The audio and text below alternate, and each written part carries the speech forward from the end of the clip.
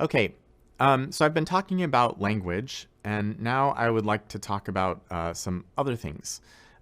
So text-to-image models have been really exciting. Image-to-image models where we can resynthesize images and edit them. We're also seeing a lot of text-to-3D models. So for example, this 3D object was created with a text input saying, make me a 3D model of an astronaut. When we're thinking about the omniverse, when we're thinking about virtual worlds and how people are going to interact with each other to solve problems in the omniverse, it seems clear that generative AI is going to be a big part of that, because this virtual environment is going to be populated by content that we create using generative AI. Generative AI can also apply to other forms of data, for example, speech and video.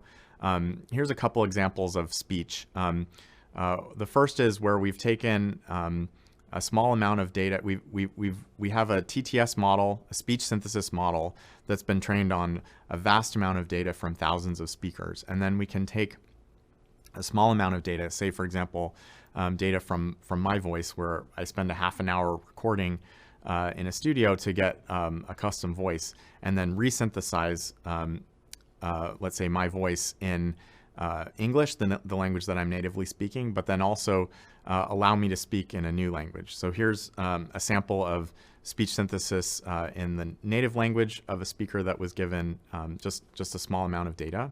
They say it's darkest before the dawn. We've been in this town for far too long.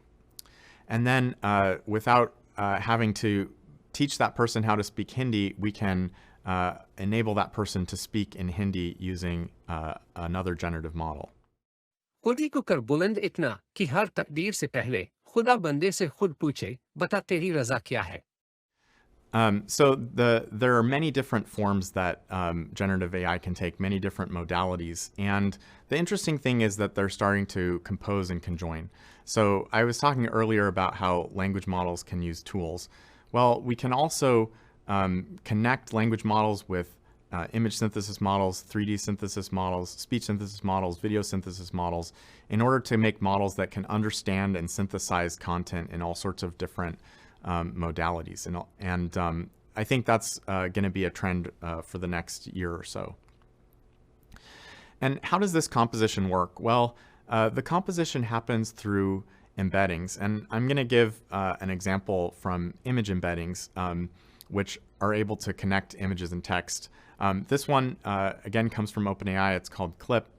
And the idea is that if you are able to collect a large training set of images with captions, maybe just very simple captions that describe what's inside the image, you can do a training step where we create an abstract space that's just a bunch of vectors, where we project each of these images and each of these text examples into the same space using a neural network. And then when we train the neural network, we are actually training it so that if you have a label for a particular image, that it has the same embedding in this vector space. But if you have an image and a label that don't belong together, then they should have a very different embedding in the vector space.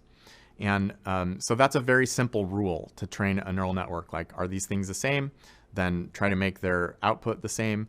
If they're not the same, try to make their output different. And we can describe that mathematically and then train a model on a huge amount of data. And then we have an embedding.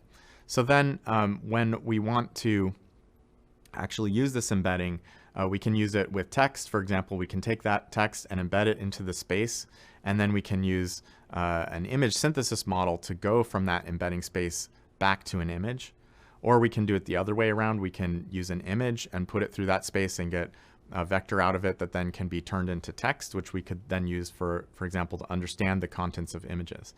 And because these things are all very general, you could imagine these being composed into neural networks that actually can understand and generate data from all sorts of different kinds of domains.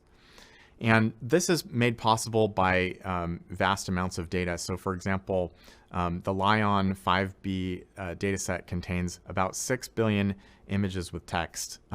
About 2 billion of those images are actually paired with English text that describes what's inside.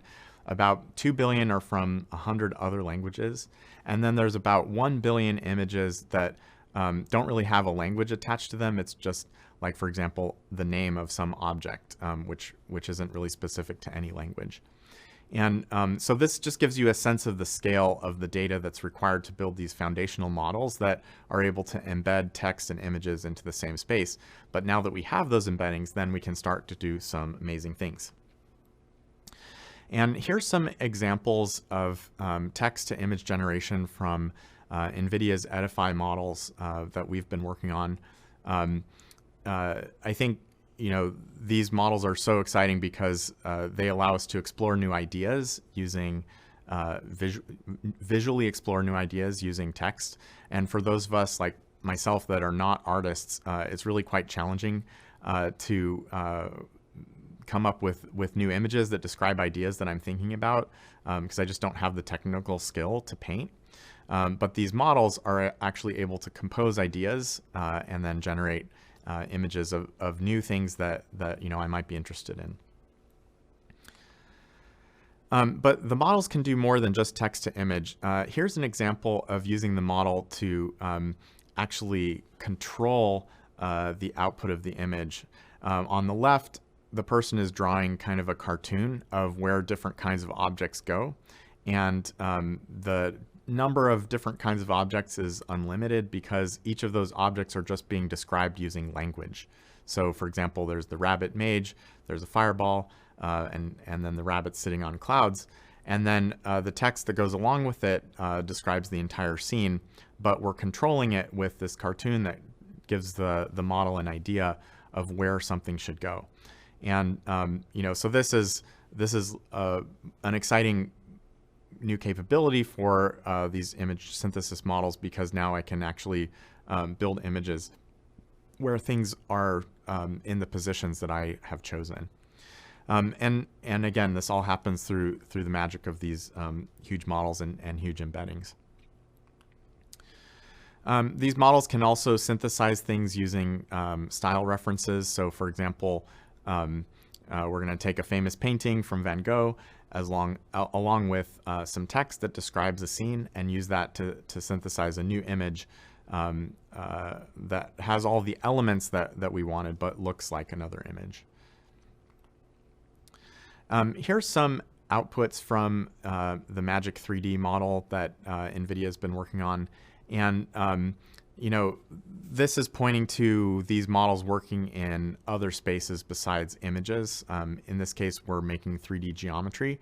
And you can imagine that these 3D